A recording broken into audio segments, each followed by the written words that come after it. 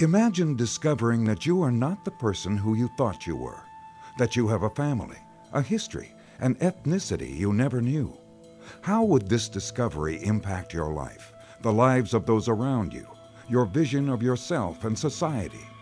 I don't know how to explain this. It's as if I were a large jigsaw puzzle and there was this one piece missing.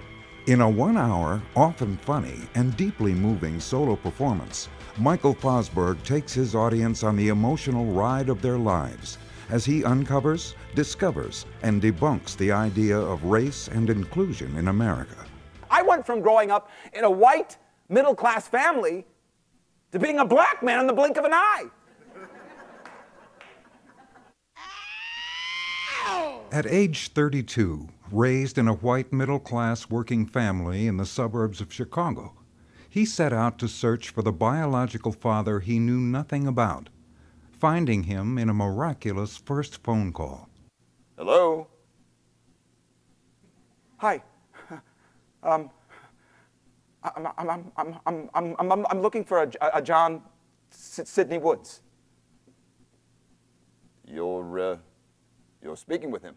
My dad! First try, first time, 30 years later. I didn't even hear what he said next. My name is Michael Fosberg, and I'm your son.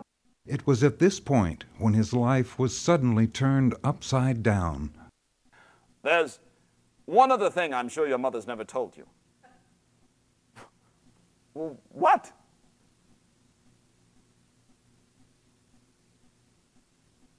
I'm African American.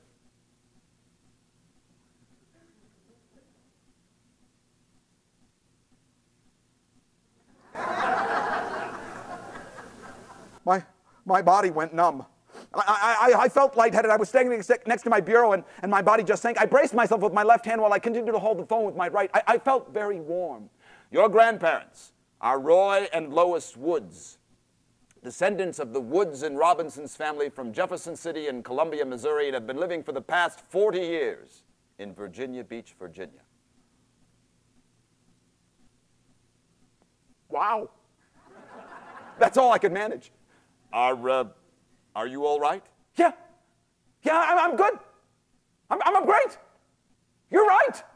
She never bothered to mention that. What is he? What are you? Who are we?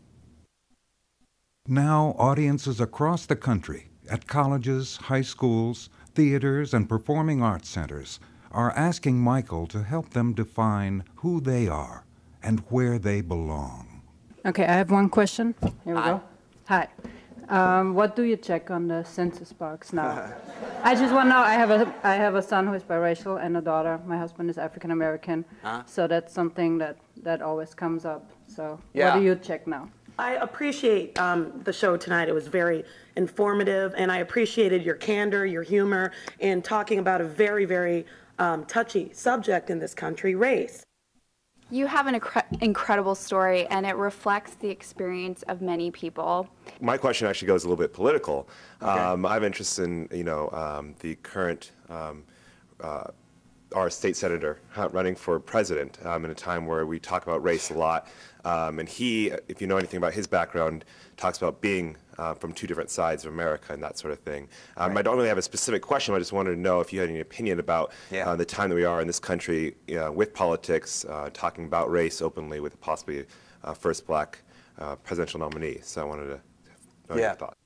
As he navigates over the landmines of race, stereotypes, diversity, family history, adoption, and divorce, he challenges his audience to question their own perceptions of self and others. In the end, I was not raised black. I did not live through the black experience. I was not a target of racism, was not singled out because of the color of my skin, was not turned away from or called names. Does that make me any less a black man? Do you have to have that experience to be black? All my life, I've worn a disguise, a mask of identity. Incognito is defined in the dictionary as an adverb meaning with the real identity concealed, with one's identity hidden. or unknown?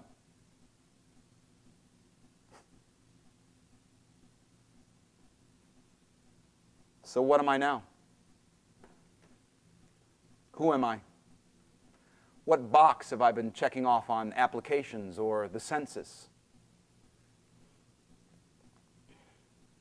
Caucasian, African American, mixed, biracial, multiracial, mulatto, octoroon, high yellow.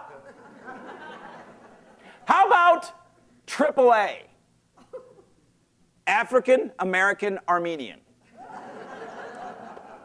Is there a box for that? Wow, I feel good. I knew that I would not. I feel